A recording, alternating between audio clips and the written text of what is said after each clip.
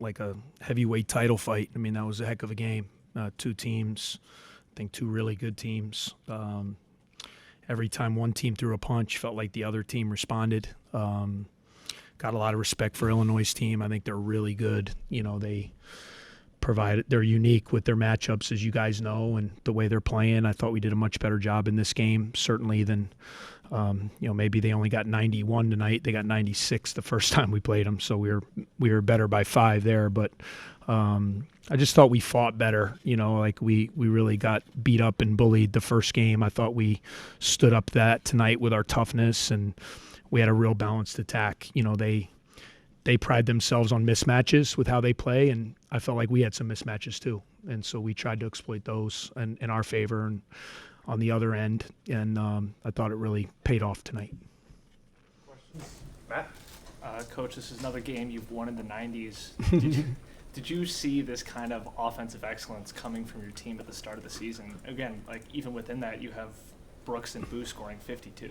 Yeah, I mean, certainly I would hoped. I mean, anyone who knows me, I was never really viewed as a defensive guru when I played. I was a gunslinger. I was a scorer. I wanted to put it in the basket. So, I mean, ideally at heart, I want to put points on the board. I think every team kind of takes on its own personality with how they are. Are you more of a defensive team, both? And, we can make strides in both areas, but we're getting a lot of balance. Obviously Boo's performance was fantastic. Again, just play after play, playing pretty much the whole game with the focus of everybody's defense on him, to get the big bucket late in regulation before we got the stop. And then, the 3 in overtime and a couple of his drives. I mean, he's just obviously a really good college player. And then now you're seeing the emergence of Brooks. Brooks has really come on these last couple weeks, and I think what's really added to our team, guys, people that is the reemergence of Matthew Nicholson. He coming out of the gates this year, he had struggled a little bit, didn't have his normal pop, his normal explosiveness, his normal energy. And tonight, what does he get? 6 dunks or 6 dunks or layups. And that lob threat and that ability to finish at the rim, I think, really makes our offense a lot better and more functional.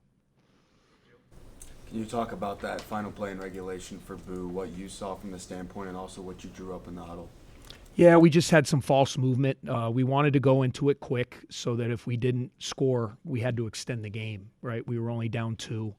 We ran some false movement. We brought some guys up. We acted like we were going to set a screen, and then we got him out of there, and we wanted him just because we had been screening so much. It was just a little bit of a different look. We kind of got those guys out, and we gave him the middle, and he was able to get Terrence opened up his feet a little bit. He was able to get downhill, got to 2 feet, and got a big layup there. Chris, 2 top 10 wins this year. What does that say about where this team is at right now and its confidence and just?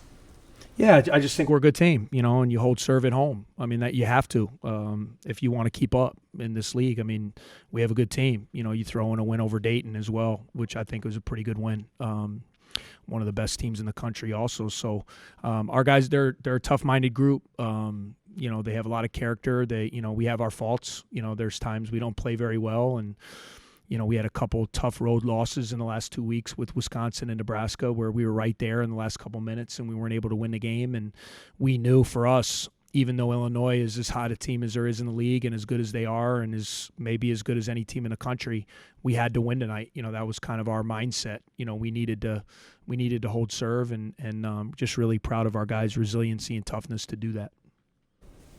Coach, can you just talk a little bit about Ty's aggressiveness in the second half? Obviously, he didn't attempt a shot in the first half, but then he had 12 points in the second half. Yeah, I was really proud of Tai. The way Illinois plays is, and you guys that cover them all the time, they try to take away threes. They really press up. They want you to be a 2-point.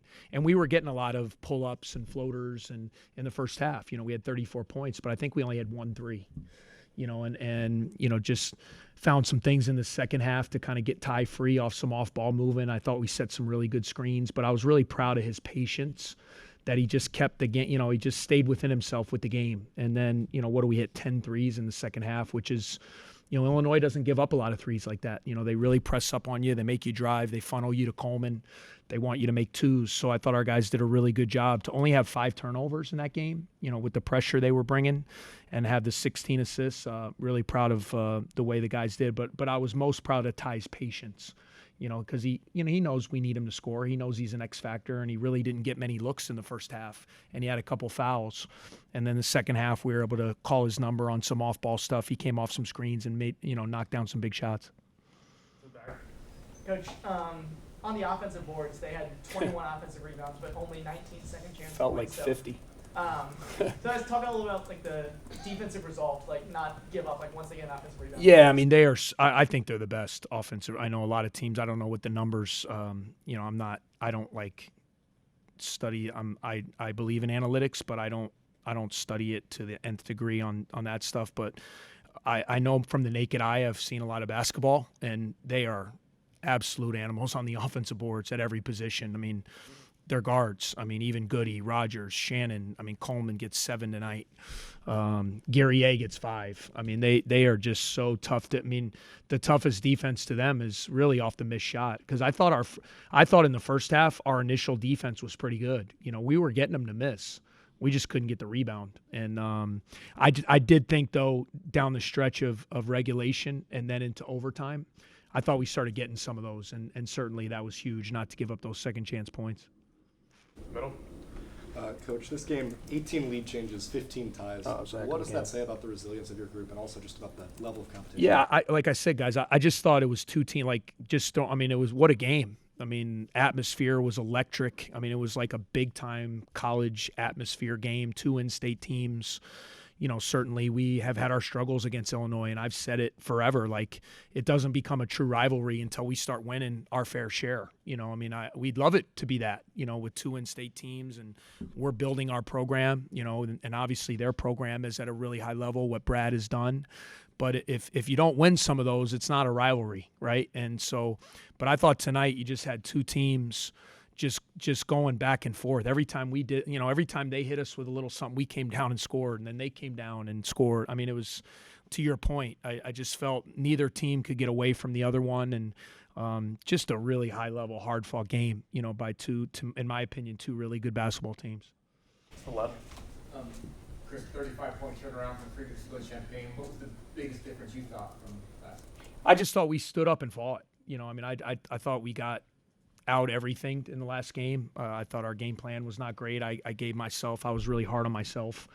I didn't think I did a good job preparing our team, defending them, but also attacking them offensively. I thought it was just not, and we made some changes in this game that, they still scored 91, but I thought there was just more resistance. We didn't just cave to their back downs. We didn't cave to their physicality. We fought, and in order to beat a team like that, you have to fight, and then you have to play well. But if you don't fight, you have no chance. And that was the biggest thing. Was just, I thought we fought their physicality the best we could. Coach, you had 3 players over 40 minutes. How have you been able to establish such competitive conditioning on your team? Well, first of all, good players want to play. And so you look at Illinois, Damask 42 minutes, Hawkins 42 minutes, Shannon 39 minutes. I mean, good players are wired to play a lot of minutes. And so, same for my guys. That's why you train. That's why you have strength and conditioning. That's why you have nutrition. That's why you have rehab, and that's why you have the training staff, so that you 2 times a week from January to March, you can get your guys to play at a high level for an extended period of time. And we try to train and condition so that our guys are wired to play the whole game if needed. And, and I've never met a player that wants to come out. They want to be in the game. So we just got to find, obviously, within, we try to do a good job because we don't have a lot of depth. We try to do a good job right around timeouts. We try to use our timeouts to get the best rest we can, and then that we trust their conditioning, that they can play. Tonight had to play 45 minutes, an extra 5. More, Bradley. Coach, we saw no Luke Hunger tonight. Was that just a matchup thing with how well Matt was playing? Yeah, it was just matchups. And Luke has done a really good job for us, but we felt we needed physicality in this game, and we went with Matt, and then we gave Blake Blake hadn't really played the last couple games, and we just felt against these guys on the glass how physical they are. You know, we needed older guys. We needed the physicality, and Luke's got to be ready. I mean, it's a game by game. We have those 3 bigs, and I just felt it was time to get Matt back in there. He's been playing really well the last 3-4 games. And, we're going to be at our best if we have Matt at his best, and we know that. And it was time to get him back into the lineup. Another big second half from Brooks Barnheiser, including that huge 4-point play for you guys in overtime. How important to this team is his ability to really pick up strength as contests develop? Yeah, I mean, you need secondary guys, right? I mean, Boo is fantastic and one of the elite scorers and players in our league, but you need to have guys that can take some of the pressure off of him, and Brooks, we thought he was going to be ready, and he's delivered. He really finished last year strong, and coming into his junior year, we felt he could be a great secondary guy to Boo, that could get to the basket. He's got a great pull-up game. He's strong. He's such a competitive guy, man. He's you love him. He's a gym rat. All he wants to do is win and compete, and just really proud of his work. It pays off. Guys who put time in, that have talent, the work pays off, and just fun to watch his growth this year to become, going from a good player to, in my opinion, an all-league caliber guy. Brooks, your coach just called you an all-league caliber player. What does it mean to you to have your coach have so much faith in your ability? Yeah, I think it means a lot. Just to have, your coach believe in you like that, it gives you so much energy to go out there and, be an all-league caliber player every night. And I feel like I am, but I just got to keep going. Brooks, can you talk about your recent hot stretch, especially with making 4 threes in the game today? Yeah, I think it's just confidence. And the work that I've put in the off season, I knew that I could play like this, but I'm healthy now, and I got my confidence going, and we're winning. And when you're winning, a lot of good things happen. So we just got to keep it going. The middle. Only a few weeks ago, you guys lost to the same team by 30. What was the focus in practice to make sure that same result didn't happen? Yeah, we did a switch up in our game plan, and but really just coming into the game, we knew that what happened up there in Champaign just wasn't ourselves. So we knew coming into this game it was going to be a lot closer, and that we were going to show them the real us. Because when we went to Champaign, we weren't right. For both of you, this is now 2 wins over top 10 teams this season. What does that say about where this team's at, and its ability also to bounce back from losses like the other day? Yeah, I mean, it's huge to be able to bounce back. It's super hard to win in this league in general, but especially on the road. And I think it just contributes to this, just showing our toughness and our togetherness and how connected we are. To be able to go out there and come away with victories against top teams in the country. Matt. Brooks, you had 9 points in the first game against Illinois. You had 23 tonight. What changed for you? What clicked and what was different? Yeah, I think kind of just confidence, and my hand's a lot better, and I think just coaches put me in positions to where I can kind of go make a play and just be aggressive, and they believe in me. And I think after I kind of had a rough stretch those first few conference games, but my coaches came to me and we know what you can do. Just be confident, go have fun and play. And I feel like when I do that and I worry about defense and things like that, my offense usually is a lot better. Riley? This is now 2 straight years where you guys have beaten Illinois at home. What do you think it says about the state of the rivalry? I mean, Coach said he feels like it's now a real rivalry. Would you agree with that? For sure. It was definitely a hard battle out there. Tonight was definitely a physical war, and we're both in state, so we're right up the road, a couple hours, and so we've both been good these last 2 years. So I think that's why Coach is starting to say that. Back.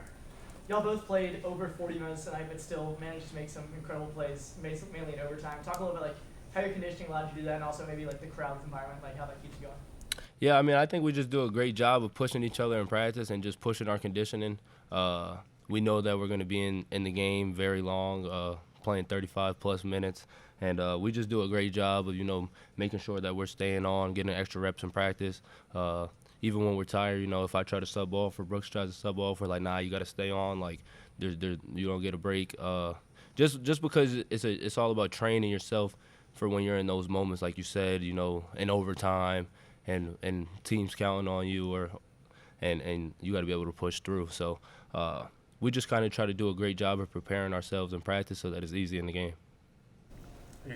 Yeah, for either of you, the team obviously scored its first 20 points inside the paint. Can you kind of talk about that aggressiveness, I guess, towards the rim, especially in Nebraska? You guys scored your first 12 from beyond the arc, so just that switch from last game to today. I think it kind of just shows that we can be versatile, and we don't, our coaches were doing a good job telling us we're gonna, as long as we do what they say, we should get good shots, and it'll come in various ways, and I think it shows that we don't really settle and we just kind of take what's there, and we just got to keep doing whatever the other team kind of gives up, and I think our coaches will do a great job of doing that, but I think it just shows that we're not rushing and we're kind of playing our game on offense. Can you talk a little bit about the back and forth of this game, not only on the floor but also with the fans? Illinois obviously had some orange in the crowd. They had some moments where they were loud, and then fans for Northwestern also had their moments. Can you describe what that feeling's like for you guys on the floor as you hear the opposing fans? Yeah, it's just awesome. Anytime any of the fans are making noise, it's just such a fun environment, and it's really loud. Sometimes really hard to hear. So obviously it's more fun when it's your fans cheering for you. But it's just about being poised. If they go on a little run, or even if we go on a little run, we still have to stay poised because it's such a long game. 40 minutes, there's a lot of time for things to happen. So, it's kind of just about staying poised and taking the crowd noise as fun more as pressure. Time for a couple more. Matt?